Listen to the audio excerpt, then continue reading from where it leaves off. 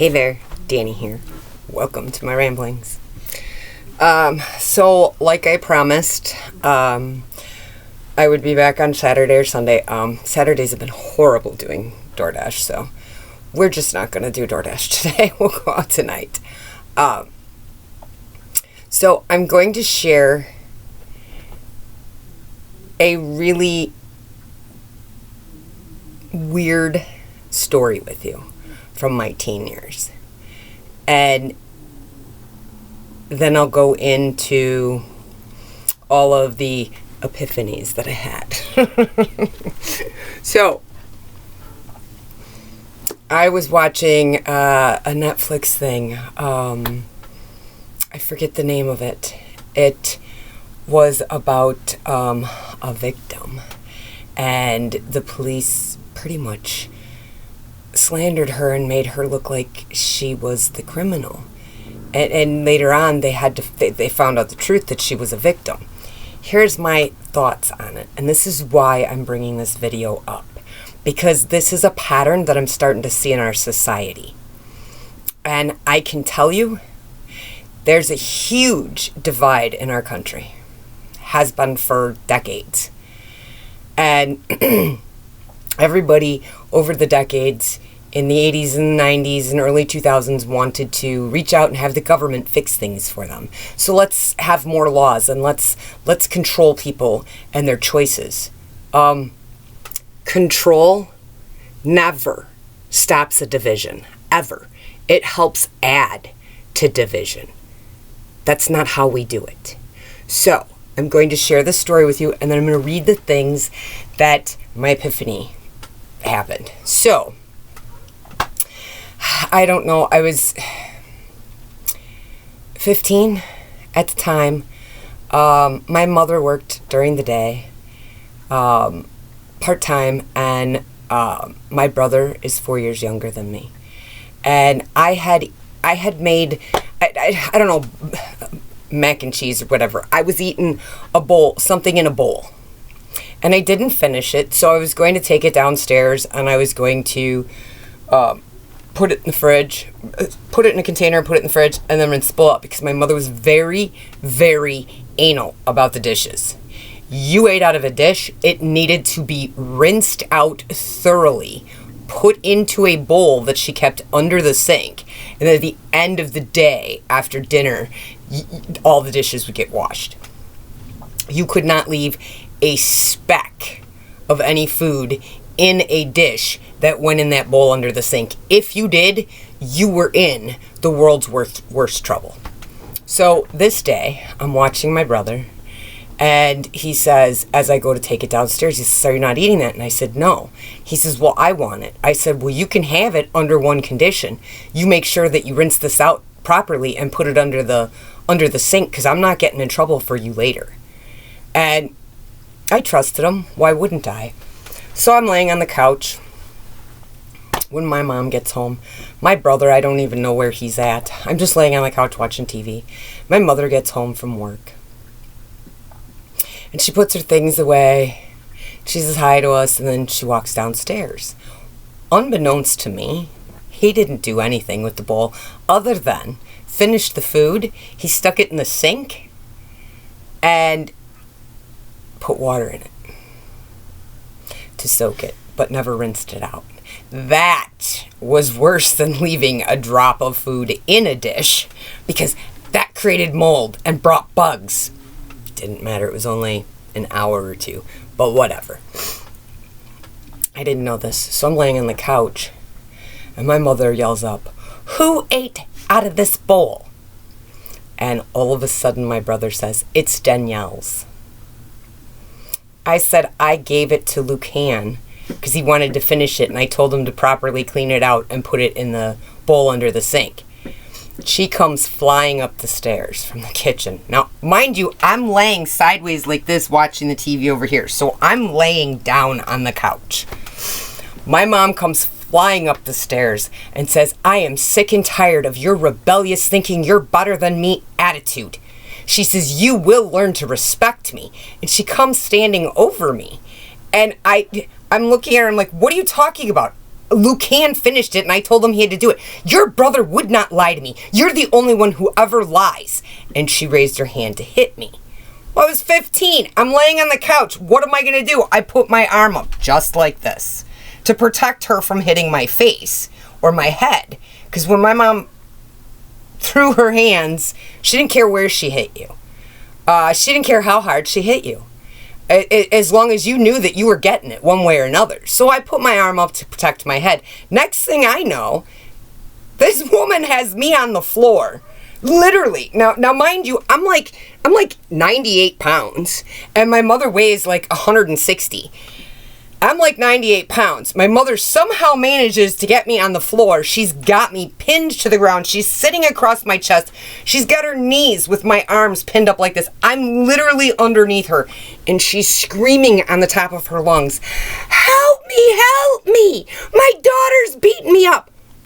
While she's on top of me. I can't move. Mind you, I am trying to buck her off me, and I am trying to scratch her arms, or her legs, trying to get her the hell off me, because she weighs so much. She's hurting me. All of a sudden, neighbors come flying. My brother opens the door, and the neighbors come in, and they come flying, and they're like, "Oh my God, are you okay? Danielle, why would you do this to your mother?" My mom gets up. I run to the bathroom. I lock myself in. There's 2 bathrooms. One is only a half bath, the other is a full bath. I'm in the bottom half bath. I'm locked in there. So all these people, they're in my house. My mom's screaming and hollering and crying how I attacked her. And I'm in the bathroom. I'm pissed. I can't believe this just fucking happened. And now the woman did things like this all the time, but people never saw it. And all of these people are buying her story, even though when they came in, her ass was on top of me. How am I attacking her if she's on top? I don't know how that works. Anyways, I stay in the bathroom. I'm not coming out. I refuse to come out. I'm not coming out. So they call the cops. The police get there. They're knocking on the door. The police tell me there's, I think, 2 squad cars there. And there's I don't know how many officers were there. But they're knocking on the door, and they're telling me that they're going to break the door down if I don't unlock it. I said, fine, break the fucking door down. I don't care. I'm not coming out. I'm tired of her constantly saying that I'm doing things against her when she's the one doing it. And you all believe her. This is exactly what I'm yelling through the door. And one of the officers, her name was Reggie. There were a few officers in the Lake Geneva, Wisconsin area that I had respect for, which would have been Reggie and Phillips. The rest of them can pound dirt, because I really don't care. They're a bunch of assholes who didn't care about anybody but themselves. And they're small town cops, so they're really not police. Anyways, they don't see a lot of crime like they would in the cities. So anyways, Reggie comes to the door, and she asks me if she can come in and talk to me. So I let her come in because I do trust her.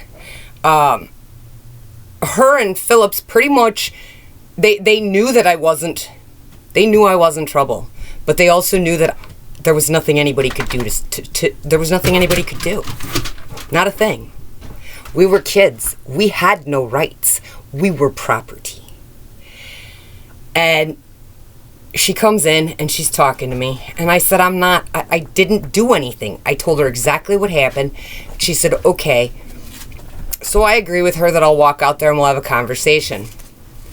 Next thing I know, when I get out into the living room, I'm sitting there. My mother's crying hysterically and looks up at me in front of all of these people and says, "Why would you attack me like that, Danielle?" And I looked at her and I said, "I didn't touch you. I put my hand up to prevent you from smacking me in the fucking head." And at that point, she looks at the officer and she goes, "I want to take her to court because she needs a CHIPS petition. She's in need of protection of herself." So that's what happens. I end up in a courtroom in front of a judge, mandated that I have to go to counseling. And once we get in front of the judge, I am now snuck. My mother then at this point decides that she's going to lock me up because the court didn't. The court just mandated counseling. So my mother devises a plan with the neighbor. And I don't blame the neighbor for anything, because the neighbor only knows what my mother told her. I was a kid back then. Nobody listened to children because we were to be seen and not heard. And next thing I know, they're telling me that we're going for this. We were supposed to go to some fair or something like that, some zoo or something. We were supposed to go do something as a family. So it was the neighbor and her kids and my mom and my brother and I. Unbeknownst to me, there's a suitcase in the back of the neighbor's car that we're all riding in. And they take me to Edgerton, Wisconsin, outside of Janesville. And they forced me into a drug and alcohol treatment center. I was there for, I think, a week and a half, 2 weeks. And they wouldn't keep me because they said I didn't have, all of my experience was just experimenting. I'm not addicted to anything, that there's other issues. They can't keep me because the insurance isn't going to let them. My mother begged them. She got her sister and my cousin and a bunch of other people involved to try to convince everybody how out of control I was. Nobody listened to me. So they let me go because they couldn't keep me. I was out, I think, for the weekend. And then, right after that weekend, I was, again, she tried to force me into going up to Milwaukee for something. And I refused, because I didn't trust her after this last time. I refused. And that is when they got physical. My mom and who else was with her that took me up to Milwaukee. And they forced me into the car and dropped me off at this ARP unit, Adolescents Respecting Parents thing. Well, when I got there, it was a bunch of other teenagers. Most of these teenagers had criminal histories. I had no criminal history, so I didn't do a lot of bad things. Although my mother would have everybody believe that I was. And everybody believed it. I was a teenager, I didn't know anything. So we get there, and I'm staying there. Well, after a weekend of being there, they don't have space for me because it's locked down and highly monitored. And because I'm not, excuse the AC, it's hot here in Arizona today. It's like in the 70s. So they tell me that because I'm not, I don't have a record and I don't have a history of violence or anything like that, they're going to send me up to the psychiatric ward. A 15-year-old child gets sent up to a psychiatric ward with adults. I met a woman who literally dug her wrists out to try to kill herself.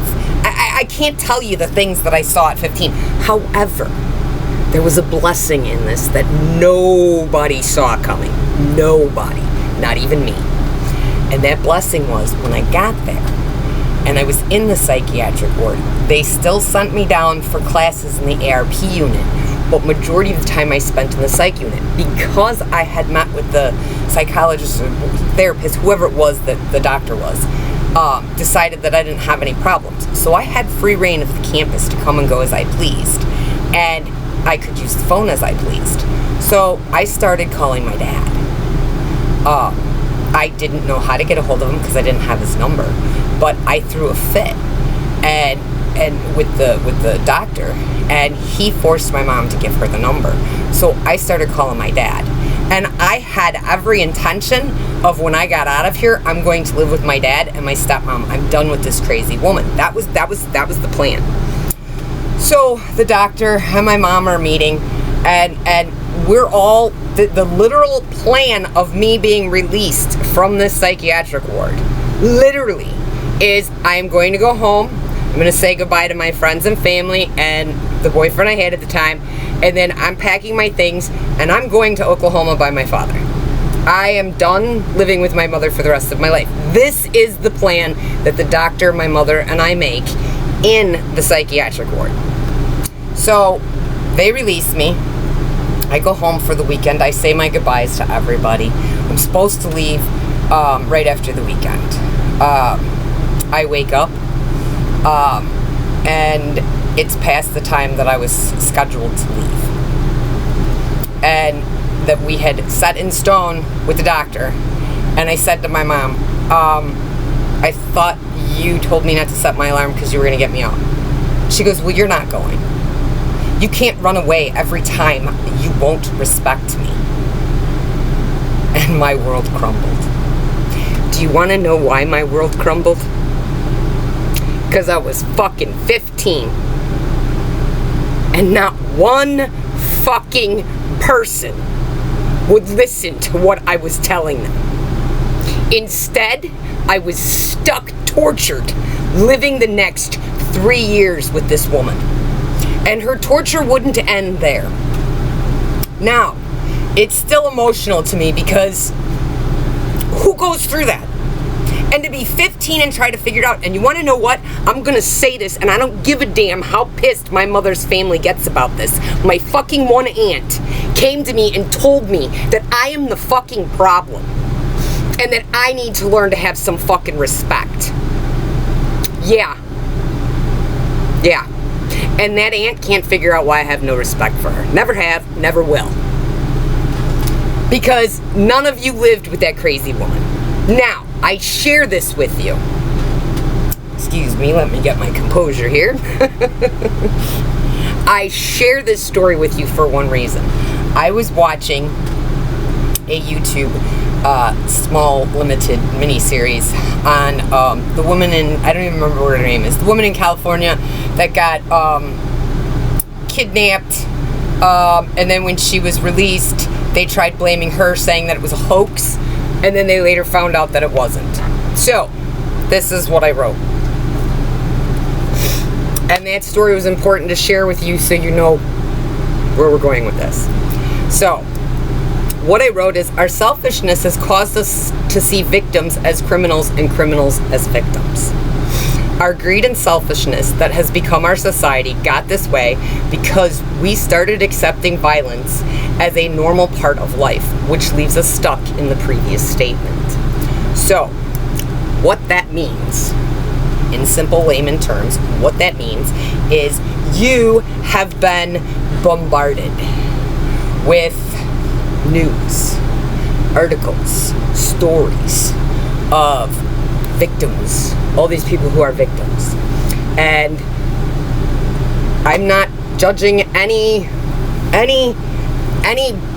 victims or anything that ever happened. I support all of it. However, I think that the way we're looking at things is wrong. And here it is. If you are bombarded day in and day out with negative, violent shit, what's going to happen?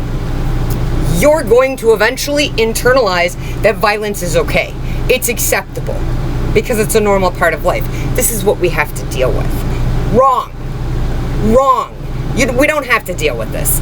I can tell you exactly what the problem is here and how we change it. And it's one word. It's called empathy.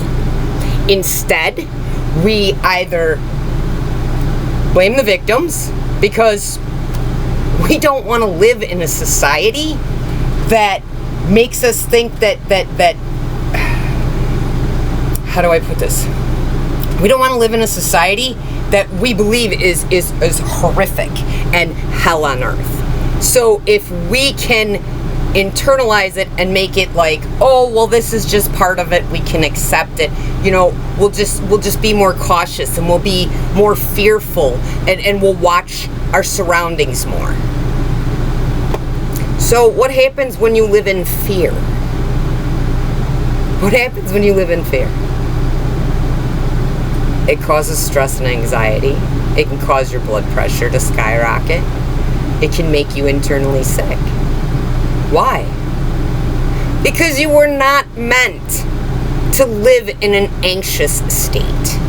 Now, as I've grown up, and I will tell you that when the book comes out, which is named The Blessing of Dysfunction, when it comes out, you will see exactly why I named it what I named it.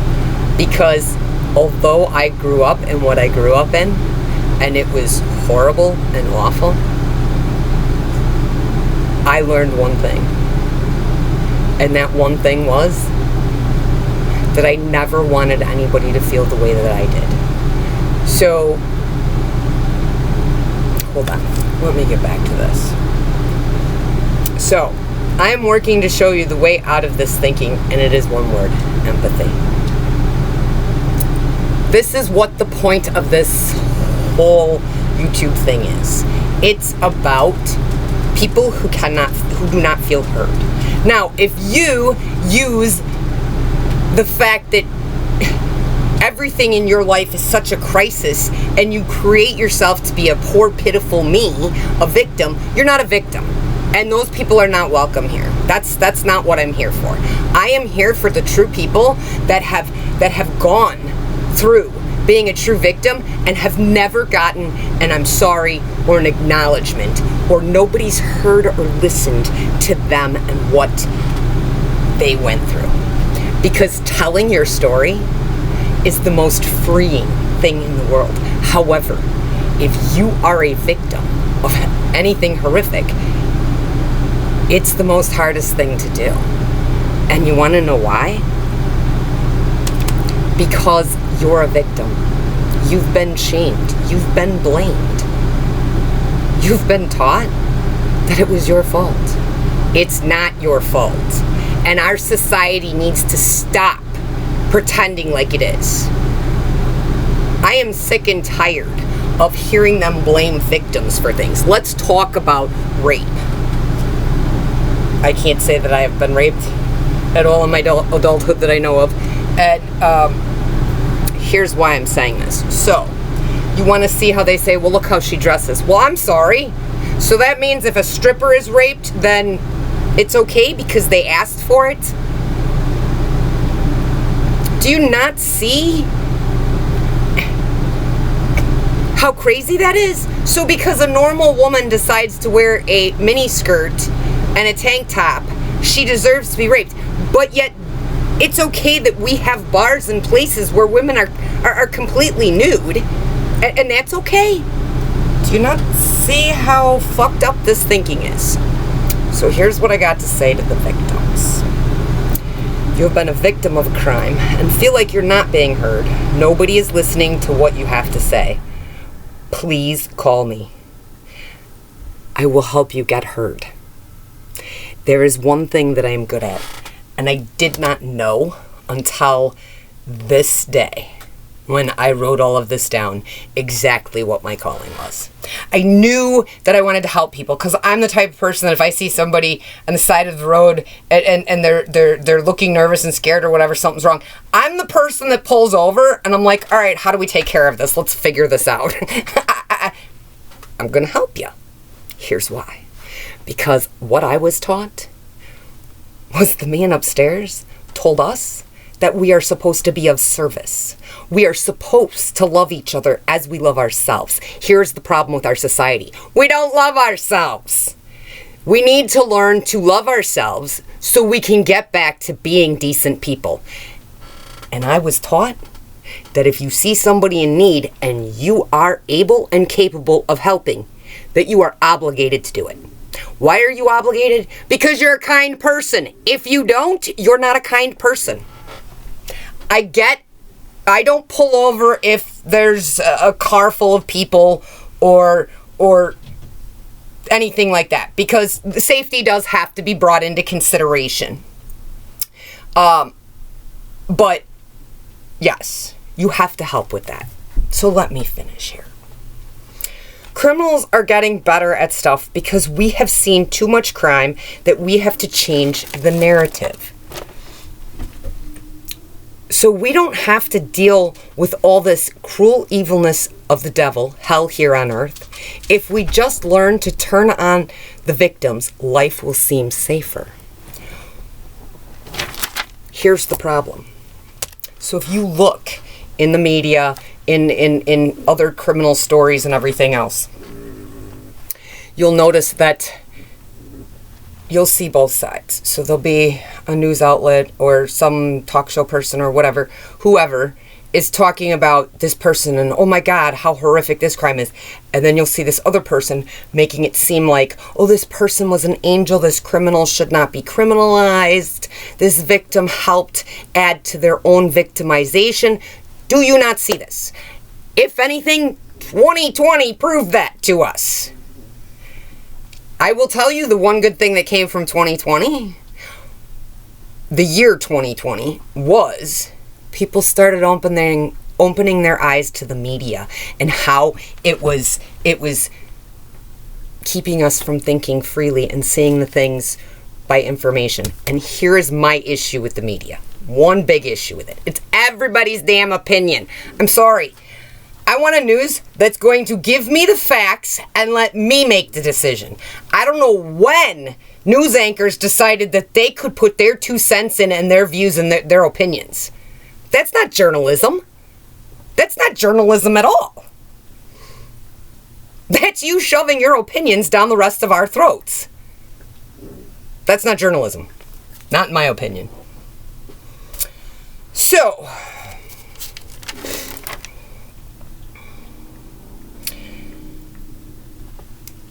I'm going to say we only need to learn empathy, and the devil won't win. We have to stop companies from legally silencing victims. And here's what I mean by that. If you look at companies that do horrible things, they are able to silence people. And I'm going to put it to you this way. If you have, let's say you have a lawsuit, or you're in settlement negotiations and something happened to something you purchased, a big purchase, and you're in settlement negotiations with the manufacturer, and the manufacturer decides that yes, they're going to admit that they are at fault, but they're going to make you sign a gag order that you can't speak about it. Why would that even be legal? I'll tell you why it's legal. Because our government, our media, everything else is in the back pocket of all big business. Big business should not have the same damn rights as us humans do. Because I don't give a damn if a human being owns a company. The company is still a company. It's a business. It's not a human being. It does not deserve the same fucking rights as a human being. And that is the cause of all of the problems in this country at this point. We have allowed big business to own everything. They have all of our politicians right here in their back pocket. And us measly little people, the ones who work and put the money in and help those big companies get their money, don't care about us. We're just a number. Why do you think people don't stay at companies anymore? You look back, way back when, at my parents' or before's generation, those people were loyal to their employers, but they weren't gigantic companies all the time. Some of the times it was smaller companies, but they gave them pensions. They paid them fair wages. And how did they get that? It was because of the stupid,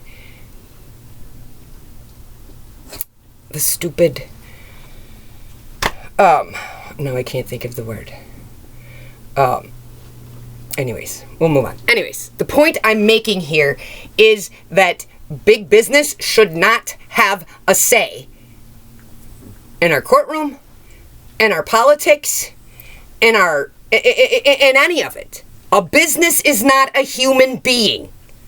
I don't care if human beings own it. This is how that whole financial divide, the huge big gap, income gap that's there, is because our government and the people around us have allowed big business to be treated as a human being. And here's why.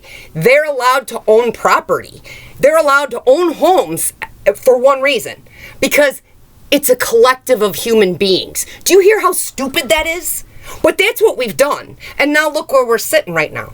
Really, look where we're sitting. This isn't much different, except for this time, we're all pretending like nothing's going to happen. Oh, no, we're not going to go into recession. Nothing's going to get screwed up. That's okay. You don't have to think that we are. I'm not going to tell you what's going to happen because I don't know for sure. But I'm going to tell you, if you can't see these setups here and how big business sets us all up to fail. Now, when big business fails, they don't come bail us out. They bail out big business. Let's look back in 2008, 2009. Who got bailed out? Did you get bailed out? I didn't. I lost my home back then. I lost everything back then. Everything. I had to start from scratch, but nobody came to bail me out. Oh, but the lenders and the banks, they got a ton of money. And none of those head honchos there had to take any pay cut. They still got all their bonuses and all the rest of the stuff. Can you not see where the problem is? Politics, all of it. Religion, all of it. It's nothing but this. Money, which is greed. They don't care who they hurt. They don't care what they do. They don't care what they do to you. You're just a human. You're not a big business.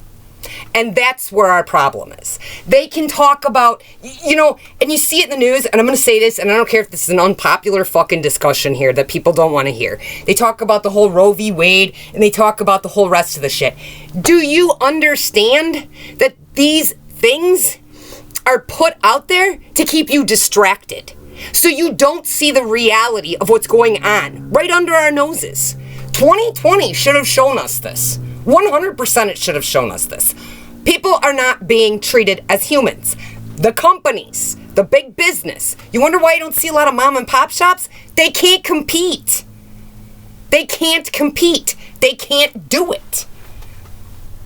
And the businesses get bigger and bigger and bigger. And our government, they're supposed to be elected servants of the people. But they get rich when they become public servants. How does that work? They tell us that it's not because they're doing insider trading or they have any extra knowledge. That has nothing to do with it. Really? Do we look stupid? I guess we do, because we've allowed it to happen for so long. And yes, this is a long-ass rant, and I hope everybody's listening, but I'm getting to one whole point here.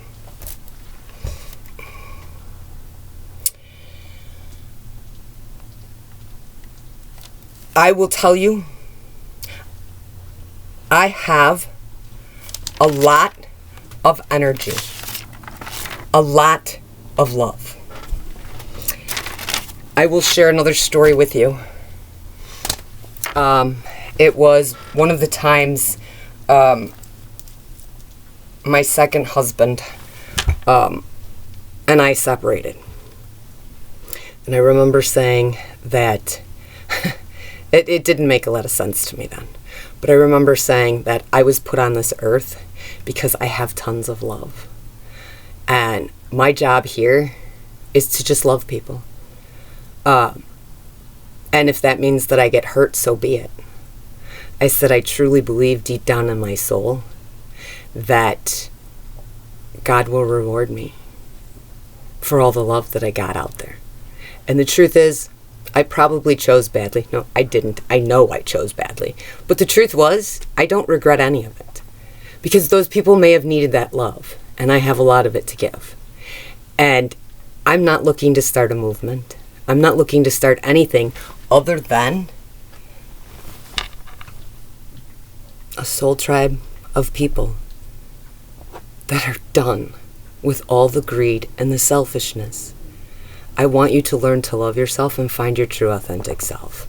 Because the truth is, not being heard, nobody listening to you,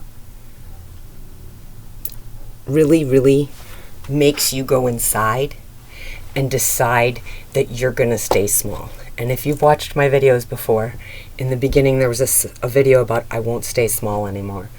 You have to when you're around that type of people. The woman, my mother who raised me, I love her to death. I took care of her at the end of her life. But she was crazy. She did mellow out as she got older. I think a lot of her mellowing out only happened because she raised my brother in exactly her image, so he tortured her. Not saying that that's a great thing, but we reap what we sow. At the end of her life, he didn't care. And that's fine. She created that life. She was surrounded by family and friends during the process, and she was sent off how she should have been. But I don't want people to have to hide who they are. I've spent majority of my adult life hiding who I am. Not that I was never a true person. People who know me, like personally know me, friends, family, people that have known me since I was a kid, will tell you that I am extremely kind. I'm really strong. I have always hated being called strong. I didn't know why. I do now. I hated it because it felt lonely. And if you're told that you're strong, and you sit there in your house, or you sit there in your car, and you're struggling with anything, and you just sit there and cry and go, I'm so tired of being strong. I just want somebody else to be strong, because I don't have the strength. Call me. Call me. I'll help you find your strength. You don't have to do this alone. And I know that I think I shared the story with you after my arrest, that I had to leave my dog with the man who abused me and abused the dog too. I mean, the vet actually questioned him whether he abused the dog or not, but I didn't have a choice. I had no place to stay. All my stuff was still at his house. I had nowhere to go. I stayed with my mother at that point in time, and I just needed to get through court. Once everything was done with court, then I could come back out here and not ever have to deal with it again. And that's what I did. But I remember stepping outside one day, and it was snowing out, and she lived in these apartments. It was all elderly people. It was elderly, low income, and up in Verona, Wisconsin. And there was an Advanced Autos right next door. And I used to go over there. There were these beautiful pine trees between their parking lot and the building, and we weren't supposed to be smoking on the property. So I would go stand over by the trees.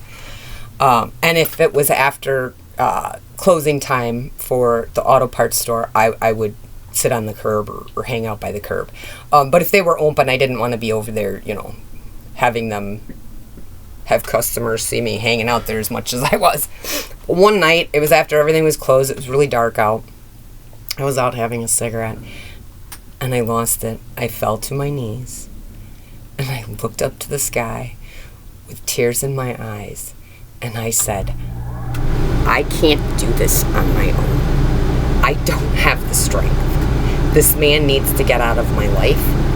I don't know how to do that. I am so codependent with this man that I need your power. Please come in and give me the strength that I need to get through this and do what I have to do. And I sat there in the snow on my knees, crying, saying this repeatedly.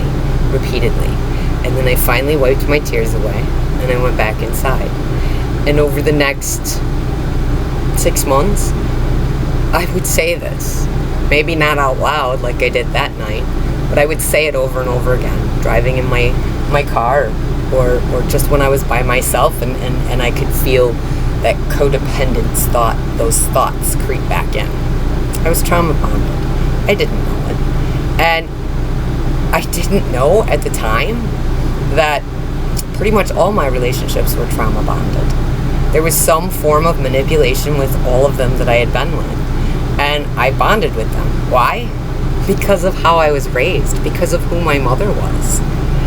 And I knew that I was going to write this book back in my 30s. I also knew that this book couldn't be written until I healed myself. And I worked very hard to try to heal it. Everything got healed when she passed away. I, for the first time in my life, was free. And from that moment on, I was bound and determined to figure out how not to be codependent, how not to be trauma bonded to somebody, how to be me for the first time in my life. And it was scary. There were moments where I would just, it'd be something silly, and I would just start crying and say, I can't do this, give me a fucking break. I can't do this, I'm just handing it to you. And I would take a couple of deep breaths, and things would turn out okay. And I kept doing this, and I kept doing this. And I've shared in the other videos that 4 years I've been working on this. And it's taken a long time. And the last year has probably been the hardest. But if you're not heard, you're not listened to, they don't want to hear you, call me. Not only will I hear you, if there's anything I can do to help you be heard, I will. I'm very diplomatic at how I deal with things. And anybody who knows me can verify that for you. So, empathy is what this is all about. Learning to love yourself and find your true authentic self it opens up a whole new world. So if you're not listened to and you're not heard and you're a victim of some sort of crime, please reach out. I'll gladly listen to you. I'll gladly help you. And I will let you know that both of my degrees are legal. My associate's is in paralegal and my bachelor's is in criminal justice, so I know some things. So feel free to reach out. I know that was pretty intense and I know this is pretty long, but I just feel deep in my soul that somebody needs this right now. And I leave my email and my cell phone number down in the description if you need to call. Keep in mind though, I'm the only one answering the phone. So you may get a message back from me saying, hold on, I'm with somebody else. Now, do not think that you have to pay me when you call. This is free. As we keep going and you feel the need that you want to make donations, that's fine. I'm also going to tell you that we've got some fun things that will be coming up too, and I'd like to incorporate some of our soul tribe into doing some of this stuff. So reach out to me. Sorry that got intense, but I needed to get this out for somebody, and I don't know who, but you're not alone, and we'll phone call away. We'll figure it out, I promise you. I didn't come from crazy and make it to where I am for no reason. I went through all that to help you get through all of yours. Reach out, guys. Bye. Love ya.